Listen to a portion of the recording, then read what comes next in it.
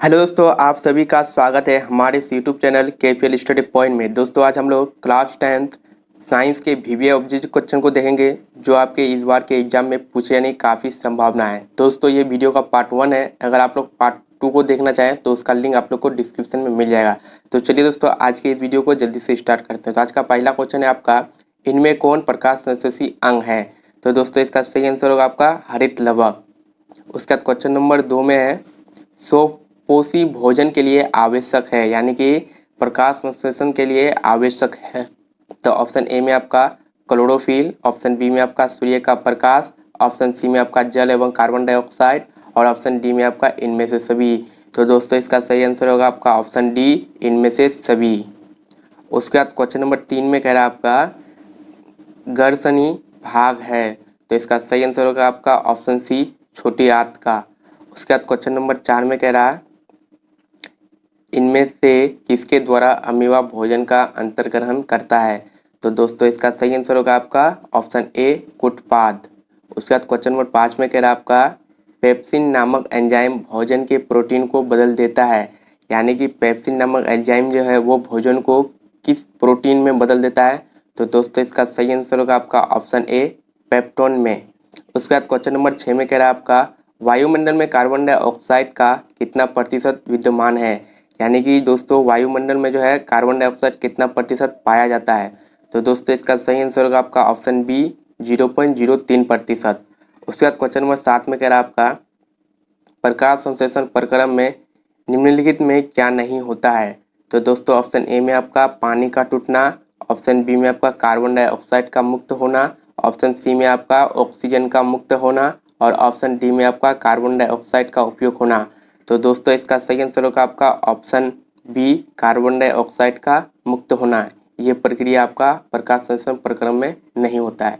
उसके बाद question number 8 में कह रहा है आपका अभिक्रिया के तीर का सिरा किस ओर होता है? तो दोस्तों इसका सही आंसर होगा आपका उत्पाद की ओर। उसके बाद क्वेश्चन नंबर 9 में कह रहा है आपका लो चून पर तनु हाइड्रोक्लोरिक अम्ल डालने से क्या होता है? यानी कि दोस्तों यहाँ पर आपको कह रहा है कि लोहा और जब हाइड्रोक्लोरिक अम्ल का अभिक्रिया होगा तो उसके बाद कौन सा उत्पाद बनेगा? तो ऑप्शन ए में आपका हाइड्रोजन गैस एवं आयरन क्लोराइड और ऑप्शन बी में आपका क्लोरीन गैस एवं आयरन हाइड्रोक्साइड।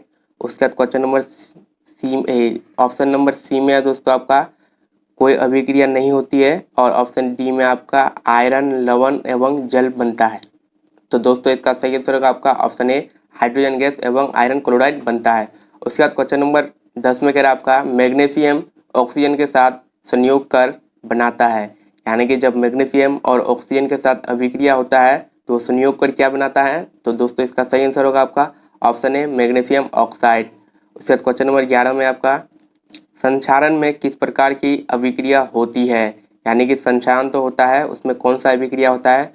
तो दोस्तों इसका सही आंसर होगा आपका ऑप्शन डी, उपचयन। उसके बाद क्वेश्चन नंबर 12 में कह रहा है प्रकृति में मुक्त रूप से पाए जाने वाले धातु है। तो दोस्तों इसका सही आंसर होगा आपका ऑप्शन डी, सोना और चांदी। उसके बाद क्वेश्चन नंबर 13 में कह रहा है आपका मोटर गाड़ी के चालक के सामने कौन सा दर्पण लगा रहता है? तो दोस्तों इसका सही आंसर होगा आपका उत्तल दर्पण। उसके बाद क्वेश्चन नंबर 14 में कह रहा है आपका एक गोलीय दर्पण की वक्रता त्रिज्या 30 सेंटीमीटर है, तो उसकी फोकस दूरी होगी। तो दोस्तों इसका सही आंसर होगा आपका 15 सेंटीमीटर। उसके बाद क्वेश्चन नंबर 15 में कह रहा है आपका निम्नलिखित में किस दर्पण द्वारा किसी वस्तु का वास्तविक प्रतिबिंब मिल सकता है? तो ऑप्शन ए में आपका उत्तल दर्पण द्वारा, ऑप्शन बी में आपका समतल दर्पण द्वारा, ऑप्शन सी में आपका अवतल दर्पण द्वारा और ऑप्शन डी में आपका इनमें से कोई नहीं। तो दोस्तों इसका सही आंसर होगा आपका ऑप्शन सी, अवतल दर्पण द्वारा। उसके बाद क्वेश्चन नंबर 16 में कह रहा है आपका किसी वस्तु का अवतल दर्पण द्वारा बना प्रतिबिंब आभासी, सीधा तथा वस्तु से बड़ा पाया गया, तो वस्तु की स्थिति कहाँ होनी चाहिए? यहाँ पर थोड़ा लिखने में गलती हो गया है दोस्तों, इसके लिए सॉरी। तो दोस्तों इसका सही आंसर होगा आपका ऑप्शन डी, ध्रुव तथा फोकस के बीच। उसके बाद क्वेश्चन नंबर 17 में आपका अवतल दर्पण की फोकस दूरी उसके वक्रता त्रिज्या की होती है, यानी कि अवतल दर्पण की जो फोकस दूरी है उसकी वक्रता त्रिज्या की क्या होती है? तो ऑप्शन ए में आपका दुगुनी, ऑप्शन बी में आपका आधी, ऑप्शन सी में आपका चौथाई, ऑप्शन डी में आपका बराबर। तो दोस्तों इसका सही आंसर होगा आपका ऑप्शन बी आधी। उसके बाद क्वेश्चन नंबर 18 में कह रहा है आपका प्रतिबिंब का आकार हमेशा वस्तु के बराबर है तो दर्पण होगा। यानी कि दोस्तों कौन सा दर्पण में जो है प्रतिबिंब का आकार और वस्तु का आकार हमेशा बराबर होता है। तो दोस्तों इसका सही आंसर होगा आपका ऑप्शन सी समतल दर्पण में। उसके बाद क्वेश्चन नंबर 19 में कह रहा है आपका एक प्रकाश किरण समतल दर्पण पर लंबवत आपतित होती है तो परावर्तन कोण का मान क्या होगा। यानी कि दोस्तों जब समतल दर्पण पर प्रकाश की किरण लंबवत आपतित होती है तो उस वक्त परावर्तन कोण का मान क्या होगा। तो दोस्तों उस वक्त जो परावर्तन कोण का मान होगा वो होगा आपका 0, यानी कि ऑप्शन सी इसका राइट आंसर होगा। उसके बाद क्वेश्चन नंबर 20 में कह रहा है आपका दो समांतर दर्पणों के बीच रखी वस्तु के मूलतः कितने प्रतिबिंब बन सकते हैं। तो दोस्तों इसका सही आंसर होगा आपका ऑप्शन डी अनंत।